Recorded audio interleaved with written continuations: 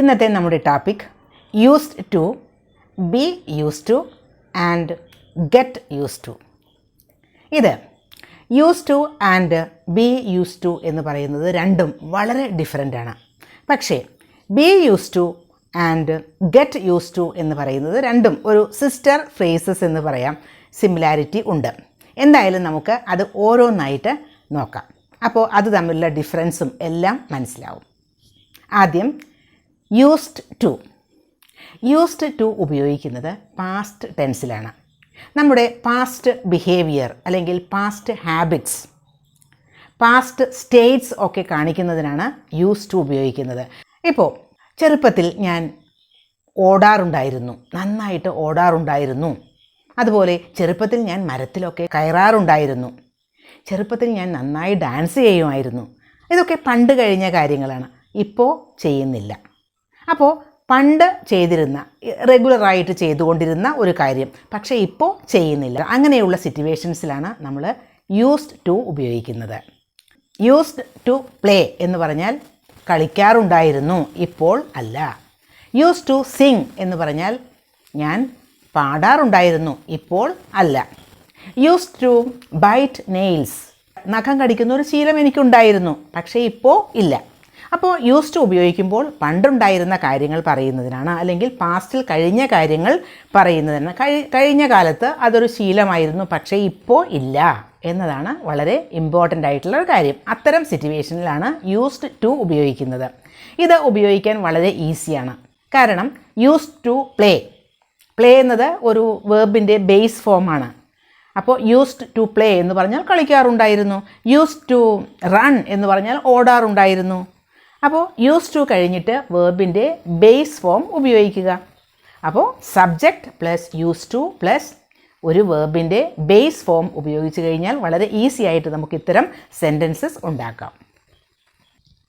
പിന്നെ സബ്ജക്റ്റ് ഏത് വേണമെങ്കിലും ഉപയോഗിക്കാം. ഐ യൂസ്ഡ് ടു ഡാൻസ് എന്ന് പറഞ്ഞാൽ ഞാൻ ഡാൻസ് ചെയ്യാറുണ്ടായിരുന്നു. ഇനി ഐ എന്ന സബ്ജക്റ്റിന് പകരം ഹീ ആക്കാം. ഹീ യൂസ്ഡ് ടു ഡാൻസ് എന്ന് പറഞ്ഞാൽ അവൻ ഡാൻസ് ചെയ്യാറുണ്ടായിരുന്നു, മുമ്പ് പാസ്റ്റിൽ. ഷീ യൂസ്ഡ് ടു ഡാൻസ് എന്ന് പറഞ്ഞാൽ അവൾ ഡാൻസ് ചെയ്യാറുണ്ടായിരുന്നു. ദേ യൂസ്ഡ് ടു ഡാൻസ് എന്ന് പറഞ്ഞാൽ അവർ ഡാൻസ് ചെയ്യാറുണ്ടായിരുന്നു. വി യൂസ്ഡ് ടു ഡാൻസ് എന്ന് പറഞ്ഞാൽ ഞങ്ങൾ ഡാൻസ് ചെയ്യാറുണ്ടായിരുന്നു. അപ്പോൾ ഏത് സബ്ജക്റ്റ് വേണമെങ്കിലും ഉപയോഗിക്കാം. വളരെ ഈസി ആയിട്ട് ഇത്തരം സെൻറ്റൻസസ് നമുക്ക് ഉണ്ടാക്കാൻ സാധിക്കും. Subject plus used to plus base form of the verb ആണ് അതിൻ്റെ structure. We used to live in Dubai എന്ന് പറഞ്ഞാൽ ഞങ്ങൾ ദുബായിൽ താമസിച്ചിരുന്നു, അതായത് മുൻപ് പാസ്റ്റിൽ. ഇപ്പോൾ ഇല്ല എന്നാണ് അതിനർത്ഥം. She used to believe in ഗോസ്. ഗോസ്റ്റുകൾ ഉണ്ട് എന്ന കാര്യത്തിൽ വിശ്വസിച്ചിരുന്നു അവൾ. She used to believe in ഗോസ്. അതിനർത്ഥം അവൾ വിശ്വസിച്ചിരുന്നു, ഇപ്പോൾ അല്ല, ഇപ്പോൾ വിശ്വസിക്കുന്നില്ല. My friend used to be the manager of a company. എൻ്റെ ഫ്രണ്ട് ഒരു കമ്പനിയുടെ മാനേജർ ആയിരുന്നു, മുമ്പ് അങ്ങനെയായിരുന്നു, പക്ഷേ ഇപ്പോൾ അല്ല എന്നാണ് ഇതിനർത്ഥം. My friend used to be the manager of a company. ഇനി നമുക്ക് ഇത്തരം സെൻറ്റൻസസ് നെഗറ്റീവ് ഫോമിലും ആവാം. I used to play the piano. ഞാൻ പിയാനോ വായിക്കാറുണ്ടായിരുന്നു. അതൊരു പോസിറ്റീവ് സെൻറ്റൻസ് അല്ലേ? I used to play the piano. ഇതിനെ നമുക്ക് നെഗറ്റീവ് സെൻറ്റൻസ് ആക്കണമെങ്കിൽ I didn't use to play the piano എന്ന് പറയാം. ഡിഡിൻറ്റ് യൂസ് എന്നാക്കുക. പ്രത്യേകം ശ്രദ്ധിക്കാനുള്ള ഒരു കാര്യം, അവിടെ യൂസ്ഡ് എന്ന് വേണ്ട, ഡി ആവശ്യമില്ല, യൂസ്. കാരണം നമ്മൾ ഡിഡിൻറ്റ് എന്ന് ഉപയോഗിച്ചു. അപ്പോൾ I didn't use to play the piano എന്ന് പറഞ്ഞാൽ അതൊരു നെഗറ്റീവ് സെൻറ്റൻസ് ആയി. ഞാൻ അങ്ങനെ പിയാനോ വായിച്ചിരുന്നില്ല, അതായത് അങ്ങനെ ഒരു ശീലം എനിക്കുണ്ടായിരുന്നില്ല. പിന്നെ വേറൊരു തരത്തിൽ നമുക്ക് നെഗറ്റീവ് സെൻറ്റൻസ് ഫോം ചെയ്യാം. I never used to play the piano. I never used to play the piano. അപ്പോൾ ഇവിടെ ഐ നെവർ ആണ് യൂസ് ചെയ്യുന്നതെങ്കിൽ യൂസ്ഡ് എന്ന് തന്നെ, ഡി വേണം അവിടെ. ഇനി ഒരു ക്വസ്റ്റ്യൻ ഫോമിലാവാം. Did you use to play the piano? Did you use to play? അവിടെ യൂസ് മതി, കാരണം ഡിഡ് എന്ന നമ്മൾ അവിടെ ക്വസ്റ്റ്യൻ ഫോമിൽ ഉപയോഗിച്ചിട്ടുണ്ട്. അപ്പോൾ did you use to play the piano. ഇനി വേറൊരു ക്വസ്റ്റ്യൻ വേർഡ് വെച്ചുകൊണ്ട് നമുക്ക് ക്വസ്റ്റ്യൻസ് ഉണ്ടാക്കാം. Where did you use to go to school? എവിടെയാണ് നിങ്ങൾ സ്കൂളിൽ പോയിരുന്നത്? Where did you use to? അവിടെയൊക്കെ യൂസ് ടു എന്ന് മതി, കാരണം ആ ഒരു ക്വസ്റ്റ്യനിൽ ഡിഡ് ഉണ്ട്. Where did you use to go to school? Be used to അതെങ്ങനെയാണ് ഉപയോഗിക്കുന്നത്? യൂസ്ഡ് ടു ഉപയോഗിക്കുന്നത് പാസ്റ്റ് ടെൻസിലെ കാര്യം പറയാനാണ് എന്ന് പറഞ്ഞല്ലോ. പാസ്റ്റ് ചെയ്തിരുന്നു പക്ഷേ ഇപ്പോൾ ചെയ്യുന്നില്ല എന്ന് പറയുന്നതിനാണ് യൂസ് ടു ഉപയോഗിക്കുന്നത്. പക്ഷേ ബി യൂസ്ഡ് ടു ആണെങ്കിൽ നമുക്ക് പ്രസന്റ് ടെൻസിൽ ഉപയോഗിക്കാം, പാസ്റ്റ് ടെൻസിൽ ഉപയോഗിക്കാം, ഫ്യൂച്ചർ ടെൻസിലും ഉപയോഗിക്കാം. ബി എന്ന് പറയുന്നത് മാറ്റി മാറ്റി ഉപയോഗിക്കാം. ബി എന്നത് ആം ആവാം, ഇസ് ആവാം, ആർ ആവാം, വാസ്, വേർ ഒക്കെ ആകാം. അത് സബ്ജക്റ്റും ആ വേർബിൻ്റെ ടെൻസും ഒക്കെ അനുസരിച്ച് മാറ്റി മാറ്റി നമുക്ക് ഉപയോഗിക്കാം. അപ്പോൾ ബി യൂസ് ടു എന്ന് പറയുന്നത് am use to, is use to, was use to, are use to, were use to എന്നൊക്കെ ആകാം. ഇനി എങ്ങനെയാണ് അത് ഉപയോഗിക്കുന്നത്? ഇപ്പോൾ ചില കാര്യങ്ങളൊക്കെ നമ്മൾ ഇഷ്ടപ്പെട്ടാലും ഇല്ലെങ്കിലും ചെയ്യുന്ന ചില കാര്യങ്ങളുണ്ട്. നമുക്കത് ചെയ്തത് ശീലമാവും. എനിക്ക് അങ്ങനെ എനിക്കത് ശീലമായി എന്ന് പറയില്ലേ? ചില കാര്യങ്ങൾ നമുക്ക് വളരെ അൺകംഫർട്ടബിൾ ആയിരിക്കും, നമുക്കത് ചെയ്ത് ശീലമില്ല, പക്ഷേ ചെയ്തത് ശീലമാവും. ഇപ്പോൾ നമ്മൾ എപ്പോഴും ചെയ്യുന്നു, അത് ചെയ്ത് നമുക്ക് ശീലമാവുന്നു. അങ്ങനെയുള്ള കാര്യങ്ങൾ പറയാനാണ് ബി യൂസ് ടു ഉപയോഗിക്കുന്നത്. ഗെറ്റ് യൂസ് ടു ആണെങ്കിലും അതുപോലെ തന്നെയാണ് ഉപയോഗിക്കുന്നത്. ഇതുമായിട്ട് ഒരുപാട് ഈ ബി യൂസ് ടു ആയിട്ട് നല്ല സിമിലാരിറ്റി ഉണ്ട്. To be accustomed to, to be familiar with എന്നൊക്കെ പറയുന്നത് നമുക്ക് ചില കാര്യങ്ങൾ ചെയ്ത് ശീലമാവുന്നു. അങ്ങനെ പറയുന്നതാണ് ബി യൂസ് ടുവും അതുപോലെ തന്നെ ഗെറ്റ് യൂസ് ടുവും ഉപയോഗിക്കുന്നത്. അത് നമുക്ക് ഓരോന്നായിട്ട് മനസ്സിലാക്കാം. എന്തായാലും ബി യൂസ് ടു എവിടെ ഉപയോഗിക്കുമെന്ന് നോക്കാം. ആദ്യം I am use to it എന്ന് പറഞ്ഞാൽ I am use to it, എനിക്കത് ശീലമായി. I am use to it. I ആയതുകൊണ്ടാണ് ആം ഉപയോഗിച്ചത്, അതല്ല. വി ആണെങ്കിലോ we are use to it, ഞങ്ങൾക്കത് ശീലമായി. You are use to it, നിനക്കത് ശീലമായി. They are use to it, അവർക്ക് അത് ശീലമായി. ഇത് പാസ്റ്റ് ടെൻസിലാണെങ്കിൽ I was use to it, എനിക്കത് ശീലമായിട്ടുണ്ടായിരുന്നു. അതുപോലെ തന്നെ we were use to it എന്ന് പറയുമ്പോൾ ഞങ്ങൾക്കത് ശീലമായിട്ടുണ്ടായിരുന്നു എന്ന് പറയില്ല, അതിൻ്റെ ഒരു പാസ്റ്റ് ഫോം ഉണ്ടല്ലോ. അപ്പോൾ ഈ ഡിഫറെൻറ്റ് വേസിൽ അത് ഉപയോഗിക്കാം. I am use to it എന്ന് പറയുമ്പോൾ അതിൻ്റെ സ്ട്രക്ചർ ഒന്ന് നോക്കൂ. സബ്ജക്റ്റ് പ്ലസ് ബി, അവിടെ ആം ഉപയോഗിച്ചു, ഐ സബ്ജക്റ്റ് ആയതുകൊണ്ട് ആം ഉപയോഗിച്ചു.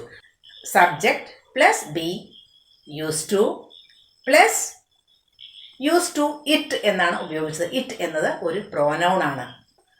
I am use to it എന്ന് പറയുമ്പോൾ subject plus be use to plus ഒരു നൗൺ ഉപയോഗിക്കാം, അതല്ലെങ്കിൽ ഒരു പ്രോനൗൺ ഉപയോഗിക്കാം, അതുമല്ലെങ്കിൽ ING ഫോം ഉള്ള ഒരു വേർബ് ഉപയോഗിക്കാം. For example, I am use to waking up early. I am use to waking up early, എനിക്ക് നേരത്തെ എഴുന്നേൽക്കുന്നത് എനിക്ക് ശീലമായി.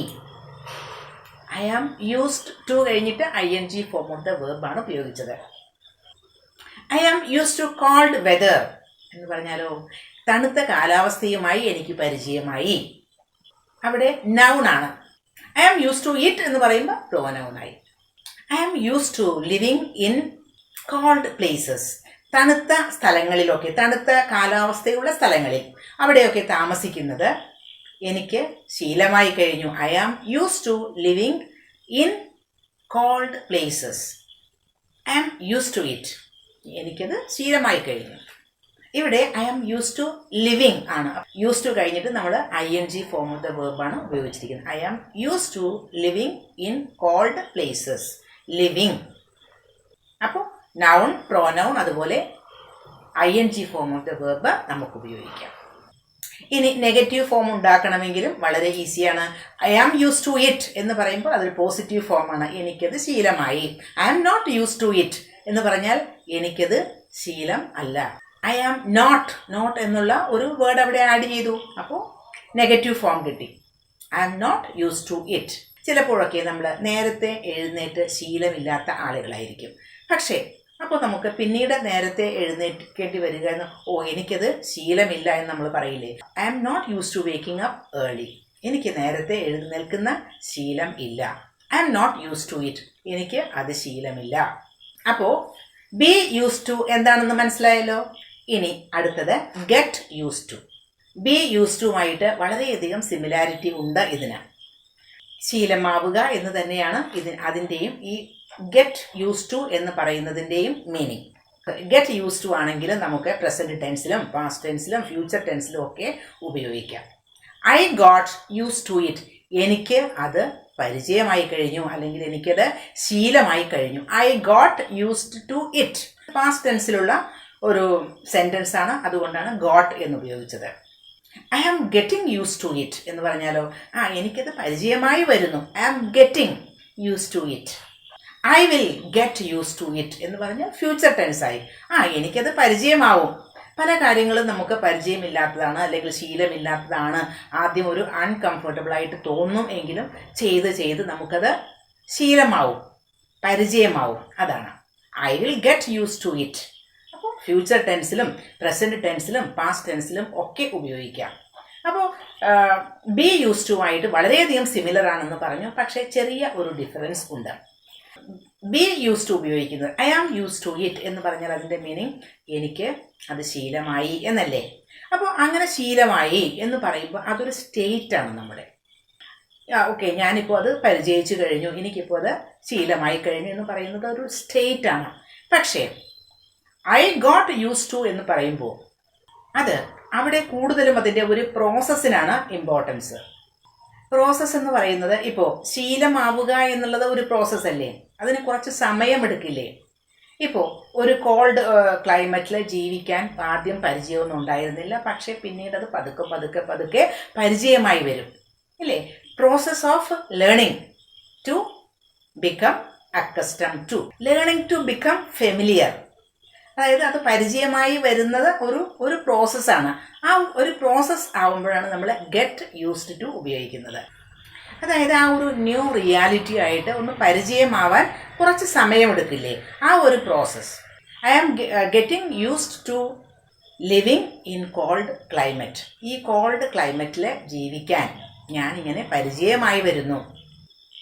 This is not easy, but you will get use to it. ഇത് ഈസി ആയിട്ടുള്ള ഒന്നല്ല. This is not easy, but you will get use to it. നിങ്ങൾ അത് പരിചയമായിക്കോളും, ശീലമായിക്കോളും. പിന്നീട് കുറച്ച് ഫ്യൂച്ചറിലുള്ള ഒരു സെൻറ്റൻസ് ആണ്. You will get use to it. How long does it take to get use to living in a new city? How long will it take? എത്ര നാൾ എടുക്കും? എന്തിന്? How long will it take to get use to living in a new city? ഒരു പുതിയ സിറ്റിയിൽ ജീവിക്കുന്നത് ശീലം ആയി കിട്ടുന്നതിന് വേണ്ടി. ശീലം ആകാൻ എത്ര നാളെടുക്കും? ശീലമാകാൻ. അപ്പോൾ ബി യൂസ് ടു എന്ന് പറയുന്നതും ഗെറ്റ് യൂസ് ടു എന്ന് പറയുന്നതും വളരെ സിമിലർ ആണ്. Be use to refers to the state of being familiar. അതേസമയം get use to refers to the process of being familiar. ഒന്ന് സ്റ്റേറ്റ് ആണ്, ഒന്ന് പ്രോസസ്സാണ്. ചെറിയ ഒരു വ്യത്യാസം മാത്രമേ ഉള്ളൂ. അപ്പോൾ ഇന്നത്തെ ലെസൺ യൂസ്ഫുൾ ആയിട്ടുണ്ടാവും എന്ന് കരുതുന്നു.